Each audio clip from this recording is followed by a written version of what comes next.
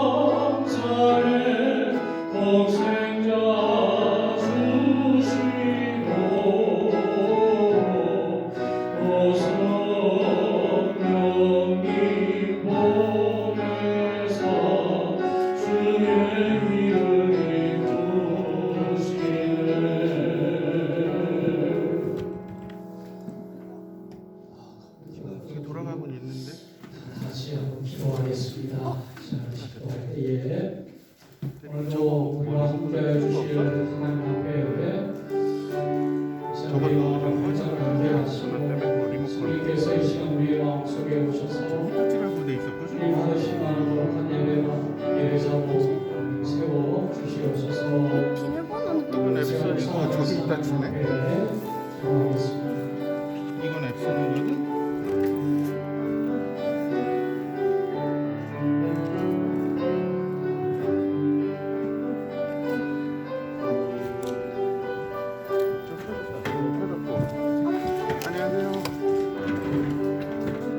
앞에 거 리모컨이 없거든.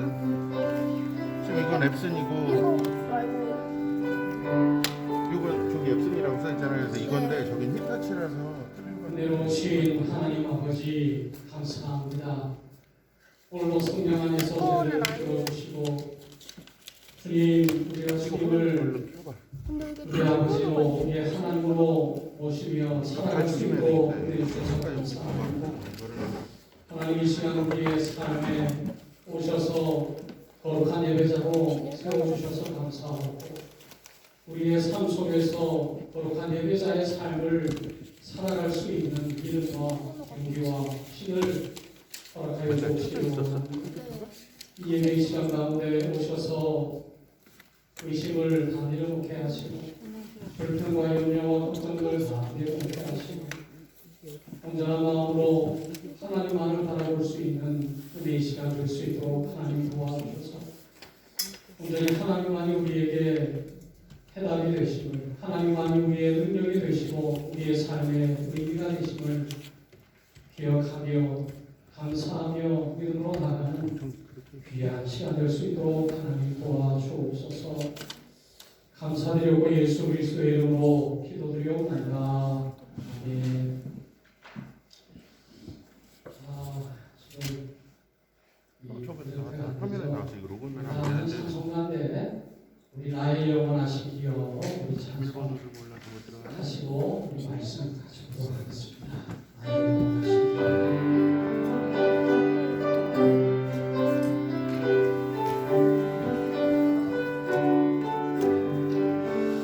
나의 영원하신 이여 생명보다 귀하나 나의 발길 나가오로 나와도 행하소서. 주께로 가까이 주께로 나의 발길 나가오로 나와도 행하소서. 세상 부귀하니라 모든 경에 버리고 험한 길을 가는 동안 나와도 행하소서. 주께로 가까이 주께로 가오니 나의 발길 나가도록 나와도 행하소서. 어둠 올자 지나가 험한 바다 건너서 그럼 이게 한 번도 안 꺼져서 맨날 오면 바로 앞에 하니까 그렇구나. USB가 꺼지면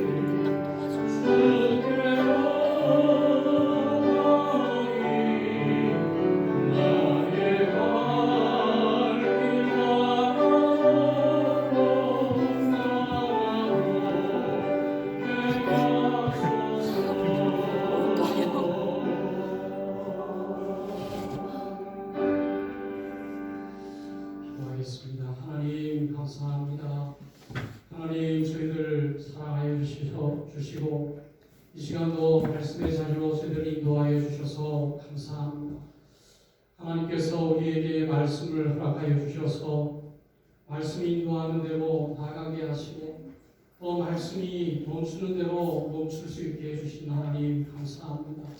늘 하나님의 말씀을 앞세우고 믿음의 길을 걸어가게 하시고 십자가의 길을 걸어가게 하시고 좁은 길을 걸어갈 수 있도록 하나님 저희들에게 마음을 열어주시고 믿음의 눈을 허락하여 주시기를 원합니다.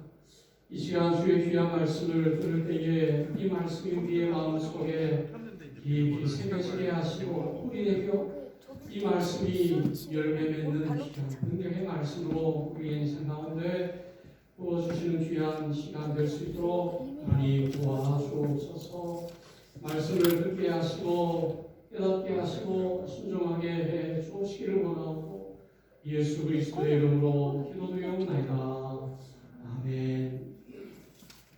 하나님의 말씀은 역대하 26장 1절에서 15절까지 말씀하겠습니다.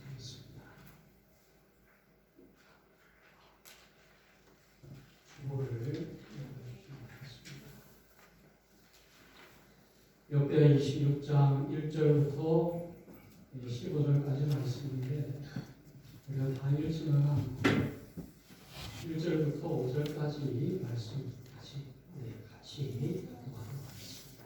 시작. 유다 온 백성이 나이가 16세 된 우시야를 세워 그의 아버지 아마샤를 대신하여 왕으로 삼니 아마샤 왕이 그의 열조들의 묘실에 누운 후에 우시야가 엘롯을 건축하여 유다에 보내더라. 우시야가 왕위에 오를 때에 나이가 16세라 예루살렘에서 52년간 다스리라. 그의 어머니의 이름은 여골리하여 예루살렘 사람들아 우시야가 그의 아버지 아마샤의 모든 행위대로 여호와 보시기에 정직하게 행하며 하나님의 묵시를 밟지 않은 스가랴가 사는 날에 하나님을 찾았고 그가 여호와를 찾을 동안에는 하나님이 형통하게 하셨더라. 아멘. 우리 오늘 이 교회가 많이 변화가 되었습니다. 우리 앞에 처치에서 교회를 가지고 이렇게 변화를 주었어요. 그래서 우리 성도님들이 다 십시일반 집에 있는 거 가지고 오고 집에 있는 소파 한 개씩 가지고 오고 스탠드 이렇게 가지고 와서 이렇게 꾸몄습니다. 왜 꾸몄냐 했더니 이제 패밀리룸이다. 라운지 스타일로 해서 이제 우리가 이제 교회도 가족이다 이거죠. 우리 교회 공동체가 가족 공동체니까 우리가 가족이고 집이고 그래서 그런 마음으로 우리가 교회 나와서 예배드리자, 가족으로 예배드리자, 편안하게 집이라 생각하고 예배드리자. 교회, 집 이렇게 분리하지 말고 교회와 집이 하나다. 하나의 어떤 연결되어져 있는 가족 공동체로서 그런 의미를 가지고 이렇게 변화를 주었어요. 성도님들이 반대하시는 분들도 계셨고 하지만 협력이 돼서 오늘까지 이렇게 다 정리가 다 됐어요. 기도합니다. 우리 카페 처치가 부흥의 역사가 나타나기를 이 마지막 때에 하나님께서 크게 사용하시는 교회가 되기를 기도하는 것입니다. 역사가 나타날 수 있도록 여러분 생각날 때마다 우리 카페 처치를 위해서 기도하실 수 있기를 바랍니다. 오늘 말씀은 형통한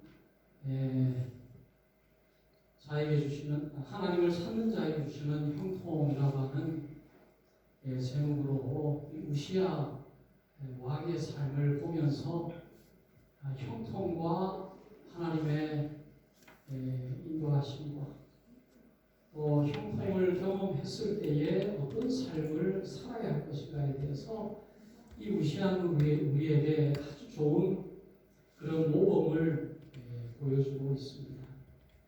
여러분 우시야 왕 잘 아시죠? 이 우시야 왕이 어렸을 때에 왕이 됐어요. 오늘 말씀 보니까 16세에 유다 온 백성이 그를 왕으로 세웠다라고 말씀하고 있는 거 보니까 무슨 일이 일어난 것입니다.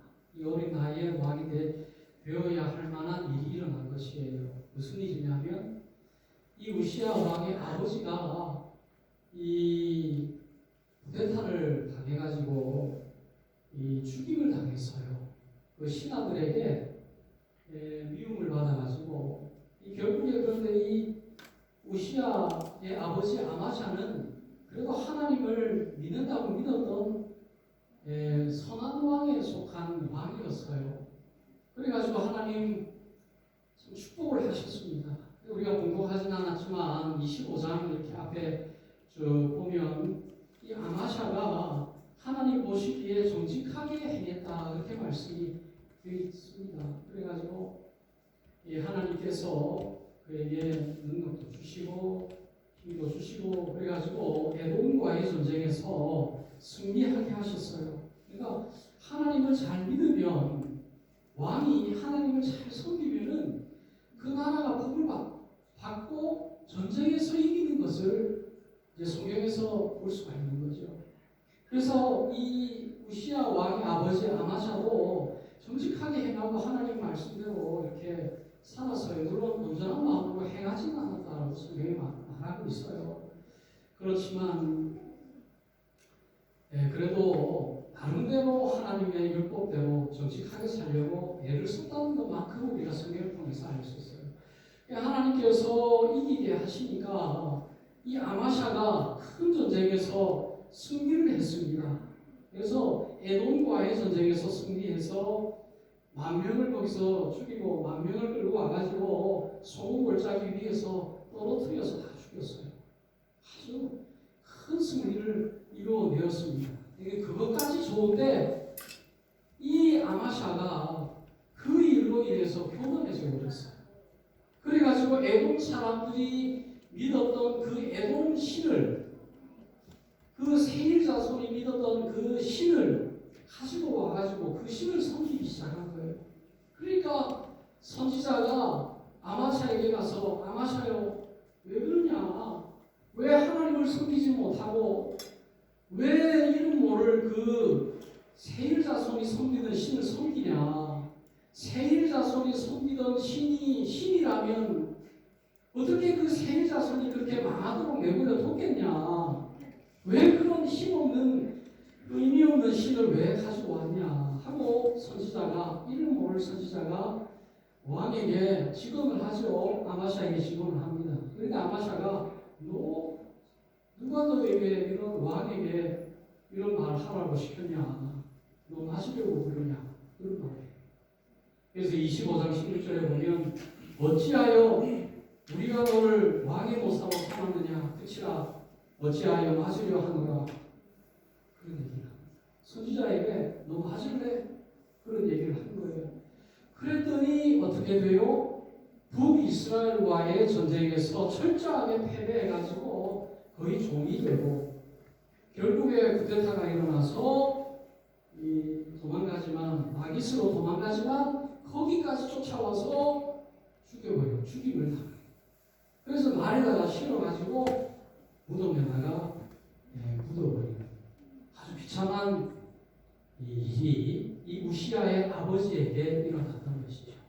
그러니까 이 우시아가 어렸을 때에 왕이 된 것이 참 불행한 시절이었고 불우한 유년 시절이었다라고 말할 수가 있는 것입니다. 이제 우시아의 마음은 늘 불안하겠죠. 이 신하들이 나를 지금은 따르지만 언제라도 내가 힘이 없으면 나를 죽일 수도 있겠지. 그래서 이 권력에 대한 집착이 남다르게 일어났을 거예요. 강력한 왕권을 이루기 위한 그런 성향이 어렸을 때부터 있었을 것이다 그렇게 생각을 하는 것이죠. 성공에 대한 강한 욕구. 그래서 가난하게 태어난 사람들, 가난한 부모를 만난 사람들의 특징을 보면 아주 성공에 대해서 집착하는 경향이 있는 경우가 있습니다. 최선을 다해서 일을 하기도 하고 공부하기도 하고 직장 생활하기도 하는 것이 이제 부유했기 때문에 그것에 대한 반작용으로 욕구를 가지는 거죠. 성공에 대한 욕구를 가지는 것이죠. 이 우시아에게도 그런 성향이 보이는 것입니다. 남다른 성공에 대한 욕구가 성경에 굉장히 많이 기록이 되어 있습니다.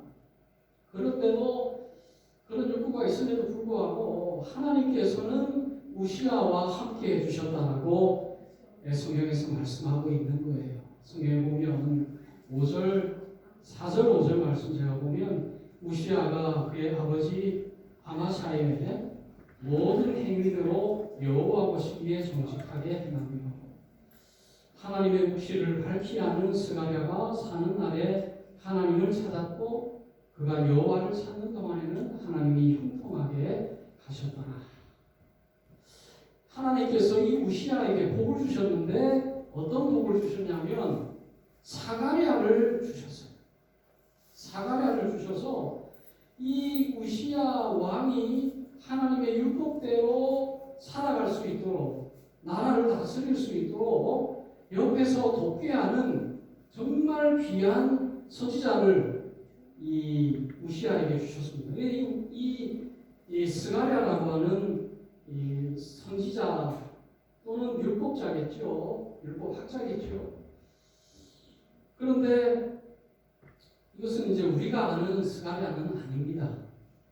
선지자 스가랴를 기록했던 선지자 스가랴가 아니고 이제 같은 이름의 율법학자 겸 왕을 섬기는 모사겠죠. 이 사람을 하나님께서 우시아에게 주셔서 하나님의 말씀대로 살아가게 하신 것이죠. 그것이 바로 하나님의 은혜인 것입니다. 그래서 정말 실패할 수밖에 없는 우시아에게, 불행한 삶을 살아갈 수밖에 없는 이 우시아에게 하나님께서는 믿음의 사람을 보내주셔가지고 하나님의 말씀대로 살아갈 수 있게 해주시는 복을 허락해 주셨다. 그러니까 스가랴가 옆에 있을 동안에는, 이 스가랴가 죽기 전까지는 이 우시아가 하나님을 찾았고, 하나님을 찾는 동안에는 하나님께서 이 우시아를 형통하게 해 주셨다라고 말씀하고 있는 것입니다. 6절 이하로 쭉 보면 이 우시아가 참 대단한 왕이었습니다. 어떻게 이스라엘을 세워 나가는지가 쫙 기록되어 있어요. 그래서 6절에 보면 블레셋 사람들과 싸웠다 그랬습니다. 그리고 많은 성벽들을 헐고 정복했고, 그래가지고 이제 블레셋 사람들이 있는 영토를 다 정복해가지고 거기다가 이제 유다의 성읍들을 건축해 나가기 시작한 거예요. 그래서 7절 말씀에 보니까 하나님이 그를 도우사 블레셋 사람들과 그 마을에 거주하는 아라비아 사람들과 마올 사람들을 치게 하시자.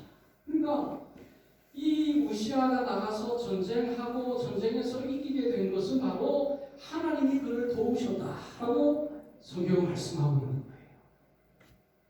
하나님이 도우시니까 이기게 되었고, 8절에 보면 암몬 사람들이 우시아에게 조공을 바쳤어요. 이 암몬 사람들이 보니까 이 우시아가 이기고 가는 거예요. 블레셋 사람들을 정복해 가는 거예요. 그러니까 너무 두려우니까 이 암몬 족속들이 먼저 이스라엘에게 조공을 바치고 우리를 죽이지 마세요, 우리를 정복하지 마세요 하고 그렇게 조공을 바치게 되는 거죠. 그러니까 이 우시아가 매우 강력한 왕이 되었다라고 성경이 말씀합니다. 그래서 8절 말씀에 암몬 사람들이 우시아에게 조공을 바치매 우시아가 매우 망성하여 이름이 애굽 변방까지 퍼졌더라.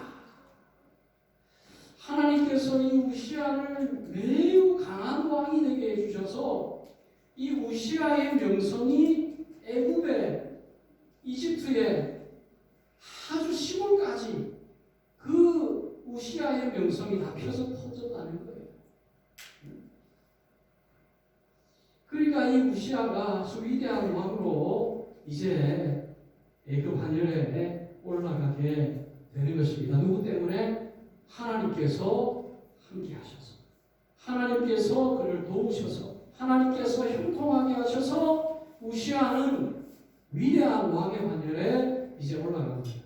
사실은 이 우시아의 이 모든 이 나라를 운영하는 이러한 체계가 이후에 히스기야의 이 종교개혁, 이 히스기야의 이 이스라엘의 부흥을 시작하는 그 준비를, 모든 것을 준비하는 기간이 바로 우시아의 이 기간이었다는 거예요. 그러니까 그 이후에 이스라엘을 부강하게 만드는 히스기야와 또 우시아, 이 요아스로 이르는 아주 하나님의 나라로서의 그 흐름을 시작했던 인물이 바로 이 우시아 왕입니다. 대단한 왕이 아닐 수가 없는 것입니다. 그래서 영토를 확장하고 많은 민족들을 정복하고, 뿐만이 아니라 이 우시아가 예루살렘 성벽을 견고하게 만들고 또 망대를 세웠어요. 이런 망대를, 광야에 망대를 세워가지고 이 적들이 어디서 쳐들어오나 하는 것을 이 망대 위에서 초소를 세웠다는, 초소를 세워서 철저하게 나라를 방어하고 시키고, 또 웅덩이를 파가지고 또 거기서 목축업을 하게 하고, 가축을 많이 기르게 하고, 또 산에는, 또 밭에는 포도원을 또 만들고 농사를 짓고 그래서 이 우시아가 좋아했던 것이 있어요. 농사를 좋아했다. 그래서 아주 특이한 일이에요. 그 당시에는 목축업이 주류인데 이 우시아는 농업을 사랑했다는 게 농사를 사랑했다. 목축업을 목축업대로 왕성하게 하고 또 농사는 농사대로 또 좋아해서 또 농사도 하고 그러니까 경제가 이 우시아 때 경제가 아주 그냥 잘 되었겠어요? 안 되었겠어요? 응? 지우야 농사 어떻게 잘 했겠어? 농사가 잘 됐겠어? 아니 잘 됐을 거예요. 성경이 잘 됐을 거라고 나와 있어요. 응? 농사가 잘 되고 목축업이 잘 됐어요. 뿐만이 아니라 이 우시아는 국방력도 강화했습니다. 국방력을 강화해서 보니까 족장을 세웠는데 2,600명의 족장을 세웠고 이들은 다 큰 용사가 되었고 그 휘하에 군대 군인들이 30만 7,500명이라는 어마어마하게 많은 병력을 갖추고 있었습니다. 이 병력은 이 우시아 왕을 지키기 위해서 세워진 이 병력입니다. 강력하게 왕권을 사수할 수 있는 그런 병력이에요. 그래서 13절 말씀에 보면 그의 휘하의 군대가 30만 7,500명이라 건장하고 싸움에 능하여 왕을 도와 적을 치는 자며 왕을 도와서 적을 치는 자며 이 왕의 명령에 철저하게 복종하도록 만들었습니다. 그러니까 이 우시아가 이 군대에 투자한 이 부분이 얼마나 대단했는지가 그 이유에 나와 있어요.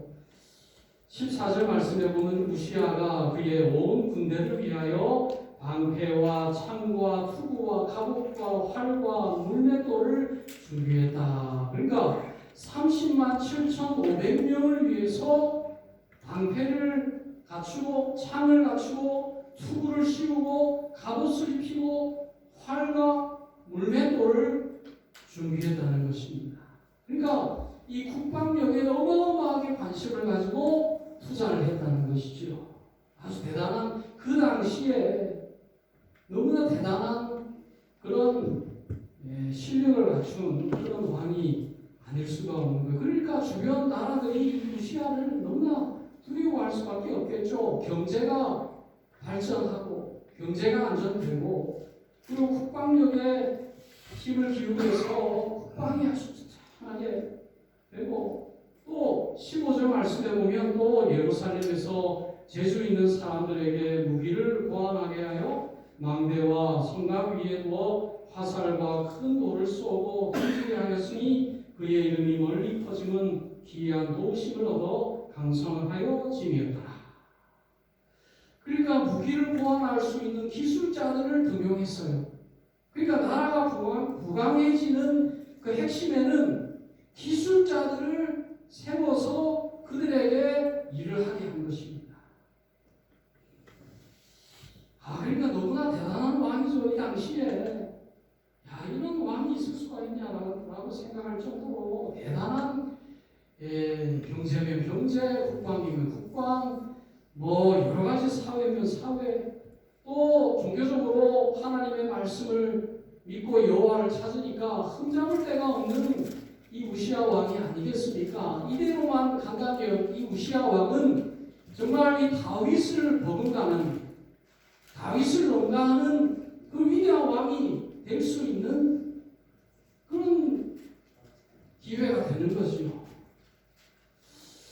자, 그랬습니다. 하나님께서 도와주셨어요. 기이하게 도와주셨습니다. 하나님의 기이한 도우심을 얻어서 강성하여 졌다라고 성경합니다. 성경 말씀합니다. 이 우시아의 강함, 우시아의 형통, 이 우시아의 축복은 하나님께서 그를 형통하게 하셨고 기이한 도우심으로 도우셨기 때문에 그가 이렇게 대단한 왕이 될 수 있었다라고 성경은 기록하고 있는데 그것은 성경의 시각이고 우시아의 시각은 달랐던 거예요.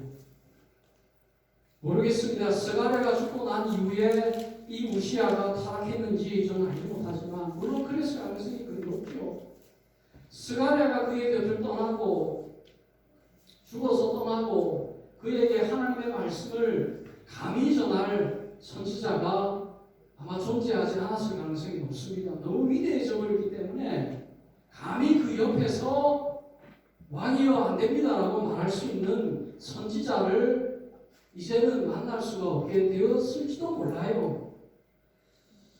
그의 마음이 강성하여져서 그의 마음에 하나님 성경에서 보는 시각으로 그의 강함이 이루어졌다라고 그가 보지 않고 그런 생각이 달랐어요. 뭡니까?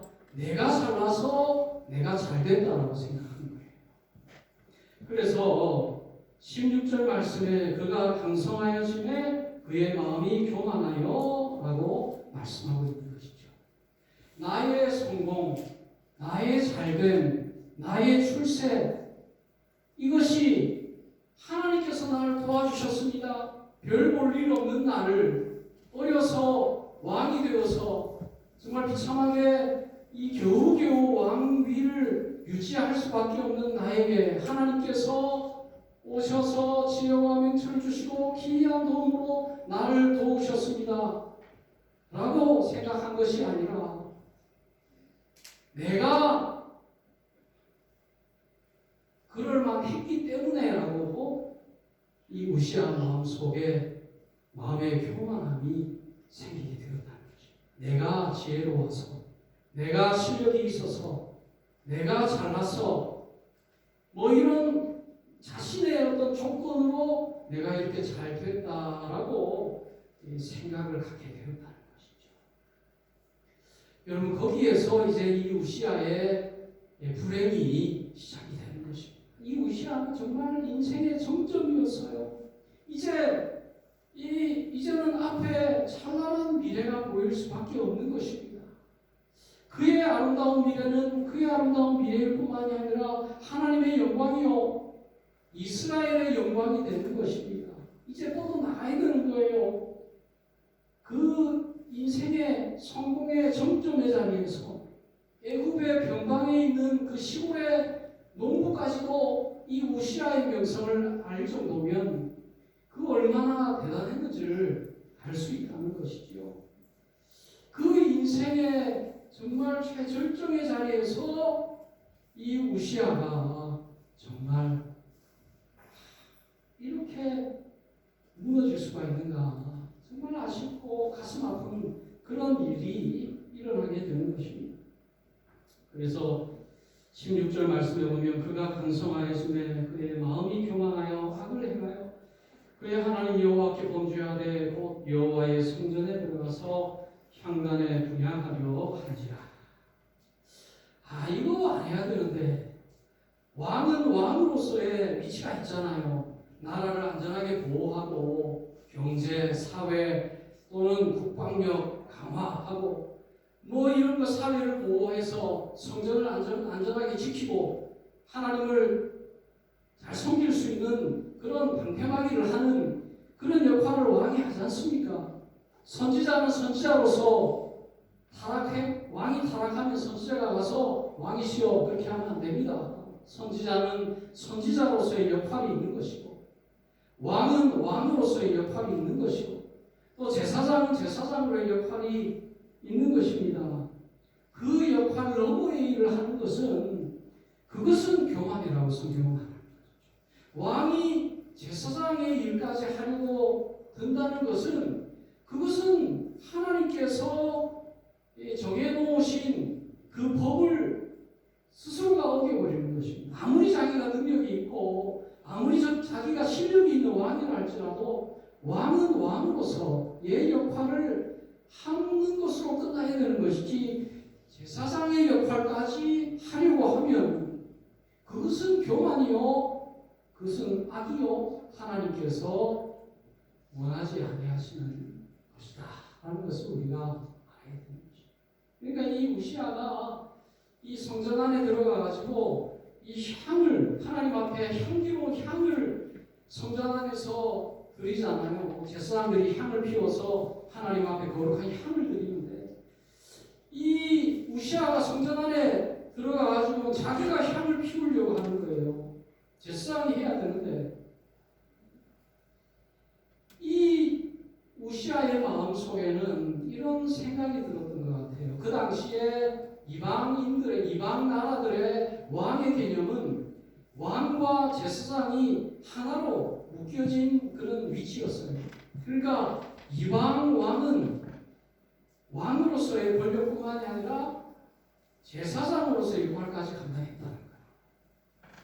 그러니까 아주 권력이 더 막강했겠죠. 왕으로뿐만이 아니라 제사장 역할까지 하니까 이건 뭐 대단한 권력을 가질 수 있고 또 여러 가지 나라를 통치하는 일에서 원활하고 또 효율적이고 좋겠죠. 그것을 보고 부러웠을지 몰라요. 나도 할 수 있겠다. 저 향 피우는 거 누가 못해? 저 제사장들 하는 거 보니까 시원찮고. 물론 우시아가 하면 더 잘하겠죠. 실력 있고 능력 있고 나라를 부강하게 만드니까 우시아가 하면은 제대로 하겠죠. 멋있게 하겠죠. 이 우시아가 향을 피우려고 들어간 거예요. 그 소식을 듣고 제사장 아사랴가 뛰어들어온 거예요. 80명의 제사장들을 데리고 뛰어들어온 거예요. 왕이시여, 이게 무슨 일입니까? 그래서 18절에 보면 우시아 왕 곁에 섰어요. 제사장이 80명의 제사장들을 데리고 명맹한 제사장 80명. 우시아여, 여호와께 분향하는 일은 왕이 할 바가 아니요 오직 분향하기 위하여 구별함을 받은 아론의 자손 제사장들이 할 바이니 성소에서 나가소서. 왕이 봉제하였으니 하나님 여호와에게서 영광을 얻지 못하리이다. 이 제사장들이 들어가가지고 왕에게 직언을 한 거예요. 왕이요, 당신이 할 일을 하세요. 당신은 왕이지 제사장이 아니잖아요. 왜 여기까지 들어와서 우리가 해야 하는 아론의 자손들, 이 제사장들이 해야 하는 이것은 하나님의 법인데 왜 이것을 어기고 이것을 하냐? 무슨 이유로 이렇게 합니까? 이렇게 하니까 당신은 하나님의 영광을 얻지 못할 것입니다. 라고 왕에게 직언을 하는 거죠. 아마 용맹한 제사장 80명을 데리고 들어간 거 보니까 다른 제사장들은 두려워가지고 못 들어간 것 같아요. 저 우시아가 성전에 들어간다 그러니까 우리 가자. 생명 걸지 않고는 못 들어갈 것 같아요. 그러니까 용맹한 제사장 80명을 데려간 거예요. 수백 명의 제사장들이 있었죠. 그 중에 생명 걸고 우시아 왕에게 직언을 할 수 있는 사람 80명을 데리고 이 아사랴가 이 우시아 왕 앞에 서서 직언을 한 것입니다.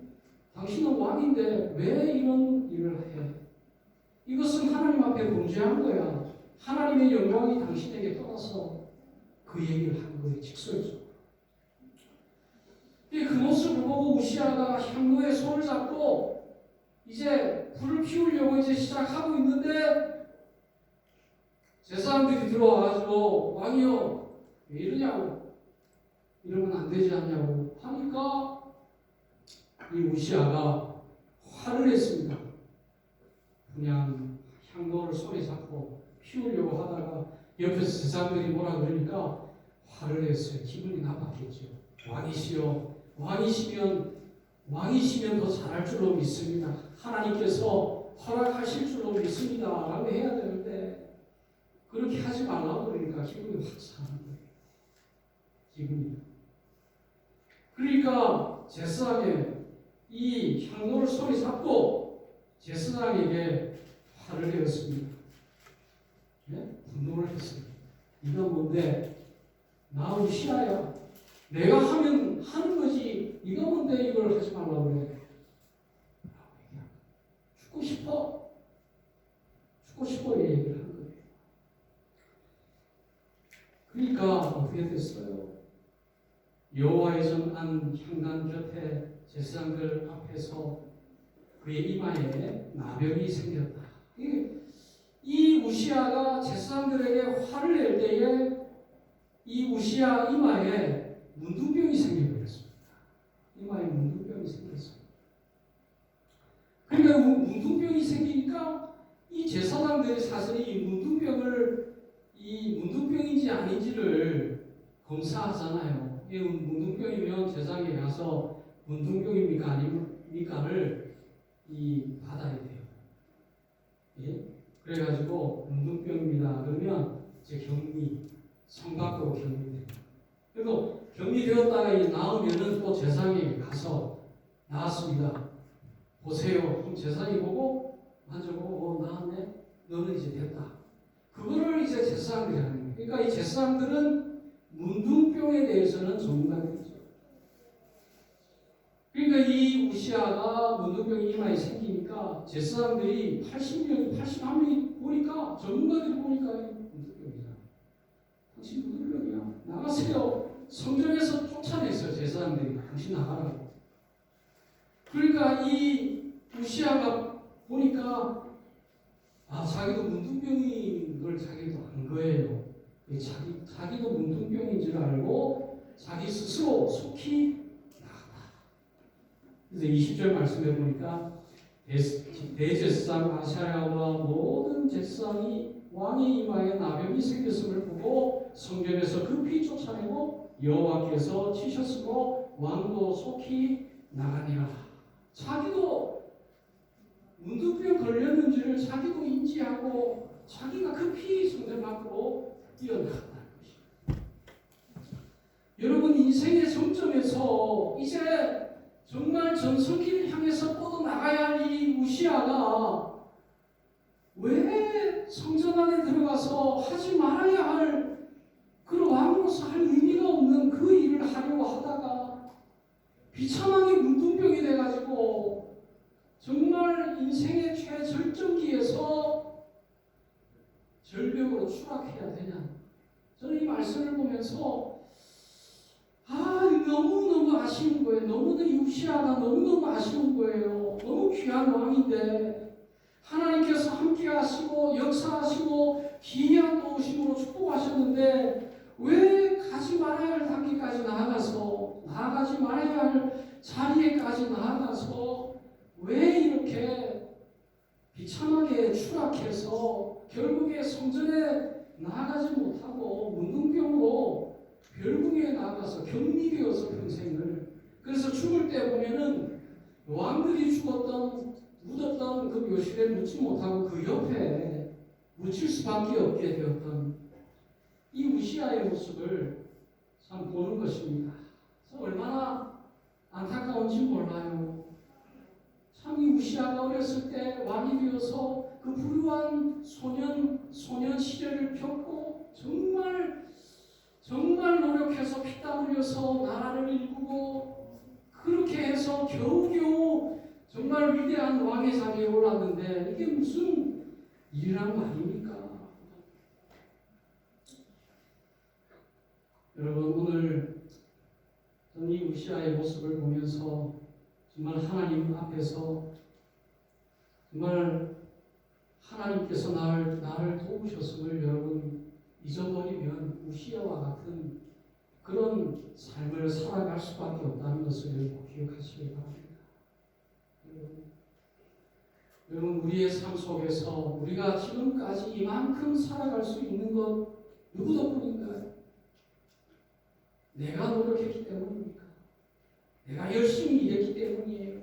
내가 좋은 학교 나오고 좋은 부모님 만나서 정말 나에게 갖추어진 이런 것 때문에 내가 이 자리에 설 수 있다라고 생각한다면 바로 우시아가 생각했던 그 생각인 거예요. 지금 넘어지지 않았지만 언젠가 넘어질 수밖에 없는 단계까지 나아간 것이라고 여러분 생각합니다. 내가 지금 존재할 수 있는 것, 내가 이 자리에까지 설 수 있는 것, 내가 이 예배의 자리에까지 있을 수 있는 것은 전적인 하나님의 도우심입니다. 하나님이 도와주지 아니하셨으면 내가 이 자리에 설 수 없습니다. 라고 생각하는 것이 바로 하나님께서 우리에게 원하시는 것이죠. 더 큰 형통과 더 기이한 도우심을 경험할 수 있는 방법인 것입니다. 저는 여러분이 정말 지금보다 더 기이한 하나님의 도우심을 경험하는 여러분들 되실 수 있기를 바랍니다. 다 그렇게 될 수 있을 거예요. 지금보다 더 나아질 거예요. 지금보다 더 형통해질 것입니다. 그런데 여러분의 지금의 모습이 그 원인이 나에게 있다고 생각하면 다음 단계까지는 나아갈 수 없는 것이고 추락할 수밖에 없는 것입니다. 우리 여러분 이 우시아의 모습을 기억하실 수 있기를 바랍니다. 그리고 그래도 하나님께서 이 우시아를 사랑하셨어요. 다만 하나님께서 이 우시아를 버리셨다면 그냥 두셨을 거예요. 분양을 하게 하고 나아가서는 소도 잡고 막 제사도 드리고 그냥 놔뒀을 거예요. 그런데 하나님께서는 우시아를 사랑하셨습니다. 그래가지고 제사장 아샤라를 보냈습니다. 왕에게 직언할 수 있는 사람이 있다는 것은 하나님께서 그를 사랑하신다는 거예요. 왕이시여 대단하십니다. 왕이시여 향을 피우세요. 앞으로는 제사도 드리세요. 그런 사람이 옆에 있다면 그것은 지옥문이 열리는 거지만 왕이시여 그렇게 하면 안 돼요.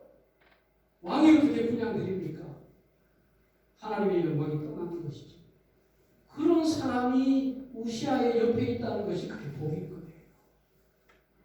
그렇지 않습니까, 여러분? 여러분에게 직언할 수 있는 사람이 여러분 필요한 거예요. 아유 잘했어요, 잘했어요. 아이고 그거는 죽이는 거죠. 자식이 지옥으로 가는데 자식이 그냥 나쁜 친구들 어울려가지고 마약하고 술 마시고 막 타락의 길로 가는데 그래 너 인생은 네 거야. 넌 자유인이야. 자유를 누려. 젊음을 즐겨. 부모가 그렇게 한다고 해보세요. 그거는 그 부모가 그 사람의 옆에 부모가 그렇게 한다 생각해보세요. 그건 저주인 거예요. 저주. 그렇지 않습니까? 죄악의 길을 가는데 그냥 둔다? 저주인 거예요. 다리 몽둥이 부러진 거예요. 그게 부모지. 죽음의 길로 죄악의 길로 가는데 그냥 방치하고 너의 인생은 너의 인생이다 하고 둔다? 그거는 너 죽고 나 죽고 너 하나님 안 믿으면 너 죽고 나 죽고 다니지. 그렇게 해야지. 옆에 있는 이웃이 넘어지는데 옆에 있는 이웃이 타락하는데 지옥의 문을 향해서 질주하는데 뭐 어찌할 것입니까? 이죠. 너 그렇게 하면 죽어. 너 그렇게 하면은 큰일 나. 그렇지 않습니까? 그런 사람이 우시아에게 있었다는 것은 우시아가 다음 단계로 나아가지 못하게 하는 그런 방패막이가 됐습니다. 그래서 그 다음 단계로 나아가지 않았고 해서 이 문둥병이 걸렸지만 여전히 죽지 않고 이 우시아는 죽는 날까지 나병 환자였지만 극단적으로 멸망하는 단계로 가는 것이 아니라 이제 죽어서 이 조상의 묘에는 묻히지 못했지만 그 옆에 장사되는 이 나병 환자이기 때문에 그런 모양새로 하나님께서 이렇게 징계를 완화시켜 주시는 나름대로 최악의 상황을 모면하게 하시는, 그러니까 여러분 하나님의 인도하심이 여러 모습인 거예요. 우리가 더 죄 짓지 못하게 하나님께서 치실 수가 있어요. 저거 건강하면 내가 건강하면 진짜 타락하겠구나. 건강하면 정말 저렇게 망가지겠구나 하면 하나님께서 질병을 주시는 거예요. 질병 때문에 더 다음 단계로 나가지 못합니다. 질병도 하나의 어떻게 보면 하나님의 간섭이시요 축복일 수 있는 거예요. 돈을 잘 벌면은 아이고야 저거 교만해가지고 저 죽겠구나 하고는 하나님께서 물질의 문을 닫으실 수도 있는 거예요. 왜? 너무 나가버리니까 교만해가지고 세상으로 가. 하나님께서 물질적으로도 막으실 수가 있어요. 그것이 저주가 아니라 하나님의 인도하심의 또 다른 모습이 될 수가 있다는 것입니다. 그러나 여러분 그런 하나님의 인도하심을 경험하지 마시기를 바랍니다. 여러분들이 사무엘처럼 어렸을 때부터 죽는 그날까지 온전히 하나님을 섬길 수 있기를 바랍니다. 다니엘처럼 어린 시절부터 죽는 그날까지 변함없이 흔들림 없이 하나님을 섬기는 사람이 되기를 바랍니다. 요셉처럼 어렸을 때부터 나이 들을 때까지 넘어지지 않고 온전히 하나님을 섬기는 그런 사람이 되기를 바라요. 젊어서 타락 좀 해봐야지. 젊어서 세상으로 한번 나가봐야지. 하고 싶은 거 좀 해봐야지. 나이 들어서 돌아오는데 그거는 소용적이야. 큰일 나는 소리예요. 여러분 자녀들이 그런 소리 했다가는 큰일 나는 거예요. 그런 게 어디 있어요? 세상으로 나갔다가 다시 돌아온다는 게 그 무슨 말이에요? 요셉처럼 다니엘처럼 사무엘처럼 살아가면 안 되는 거예요. 어렸을 때부터 믿음의 삶을 살아가야 되는 거예요. 왜 세상으로 갈 생각해요? 나 대학 가서 한번 세상적으로 살아봐야지. 그동안에는 부모님 때문에 교회도 나오고 참 억눌렸는데 대학 가면서 한번 즐겨보자. 그리고 놀아보자. 그리고 다시 돌아오면 되겠지. 그 부끄러운 거예요. 하나님 앞에. 어떻게 그런 생각을 할 수 있냐. 안 돼요. 큰일 납니다. 안 되는 것입니다. 여러분 우시아처럼 그런 삶을 살지 마세요. 물론 하나님께서 치셔서 돌아오게는 하시지만 치욕적인 것이요 불행한 것입니다. 하나님의 영광이 나타나지 않습니다. 여러분 살면서 여러분 믿음 저버리지 마시고 여러분은 자유인입니다. 어느 누구도 여러분의 자유를 억압할 수 없습니다. 지금 예배 시간에 막 떠들어도 돼요. 그 자유예요. 내가 떠들고 싶으면 떠들면 돼요. 근데 여러분 그 하나님께서 우리에게 주신 그 자유를 마음대로 향유해 보세요. 하나님 주신 자유로 타락해 보세요. 그 자유가 그 사람의 저주예요. 하나님께서 주신 그 자유로 여러분 하나님의 종이 되 보세요. 그것은 하나님의 영광인 것입니다. 하나님께서 우리에게 자유를 주셨습니다. 하나님을 믿을 자유와 하나님을 믿지 않는 자유, 타락할 자유와 타락하지 않고 거룩하게 할 자유를 주셨습니다. 선택해야 되는 거예요. 여러분 어떤 자유를 선택하기 원하세요? 우시아처럼 가지고 있는 무한한 권력, 무한한 자유, 더 많은 것을 누리려고 그 자유를 사용하기 원하십니까? 아니면 사무엘처럼 다니엘처럼 하나님께서 주신 그 자유로 하나님을 섬기는 용도로 그 자유를 사용하시겠어요? 저는 여러분들이 그런 삶을 살면 우시아보다 더 형통한 기이한 도구심이 여러분의 삶 가운데 채워질 줄로 믿습니다. 기도하겠습니다. 은혜로우신 하나님 아버지, 오늘 우시아의 삶을 통해서 우리에게 보여주시는 하나님의 형통을 나는 경험하기를 원합니다.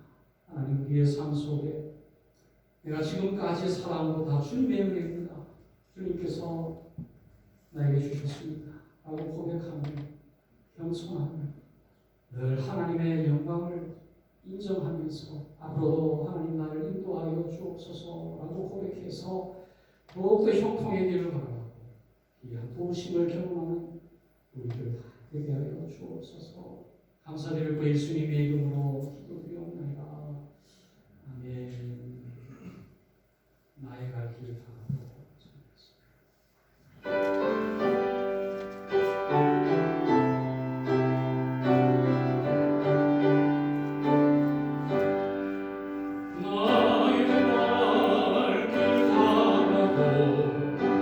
예수 인도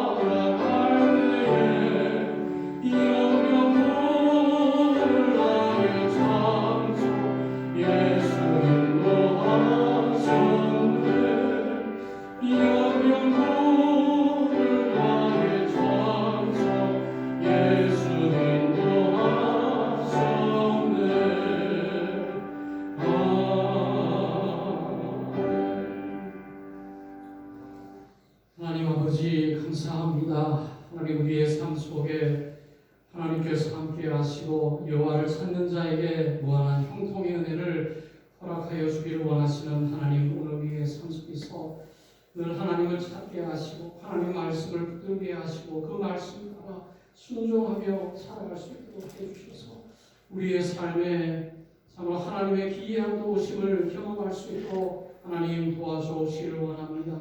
하루하루 살아갈 때에 내가 삶을 결단하지 않게 하시고 하나님께서 나의 삶을 인도하여 주실 것을 믿음으로 바라보며 순종할 수 있도록 하나님 도와주셔서 한순간 한 걸음 한 걸음 하나님 나를 인도하여 주옵소서. 하나님 나를 십자가 길로 고난의 길로 조금만이라도 하나님께서 인도하시는 그 길이 축복의 길이요 은혜의 길이요 영원한 길임을 기억할 수 있는 저희들 될 수 있도록 하나님 도와주옵소서. 학업 가운데 있는 성도들이 있습니다. 지혜와 명철을 다하여 주시고 은혜를 다하여 주셔서 학업 가운데 주여 주님께서 도움의 손길을 허락하여 주셔서 주님 좋은 학문의 길 열려지게 하시고 학문의 모든 것 주님께서 동행하여 주셔서 좋은 결과를 이루어 나아갈 수 있도록 모든 성도들 가운데 인도하여 주시고 좋은 직장의 문을 열어주시고 사업의 문을 열어주시고 하나님 여러 가지 기도하는 기도의 제목들 하나님께서 응답하여 주셔서 하나님의 뜻이 우리의 삶 가운데 이루어지기에 좀 더 부족함이 없도록 하나님 하늘의 은혜와 축복으로 가득 채워 주옵시기를 원합니다. 한 주간의 삶을 주님께 맡깁니다. 하나님 축복하여 주시고 쌓을 곳이 없도록 하나님께서 부어주시는 영적인 복, 성령의 복, 은혜의 복, 위로의 복, 평강의 복이 우리의 삶 가운데 우리의 가정 가운데 모든 인생 가운데 차고도 넘치는 하나님의 은혜와 축복이 우리의 삶 가운데 넘쳐나게 하여 주옵소서. 이제는 우리 구주 예수 그리스도의 구원의 은혜와 아버지 하나님의 지극하신 사랑과 성령 하나님의 충만하신 인도하심이 오늘 주님을 찾으고 주님을 구하고 말씀대로 살아가고 형통한 삶을 살기로 하는 하나님의 백성들 머리 위에 이제로부터 영원토록 항상 함께 하시길 축원하옵나이다.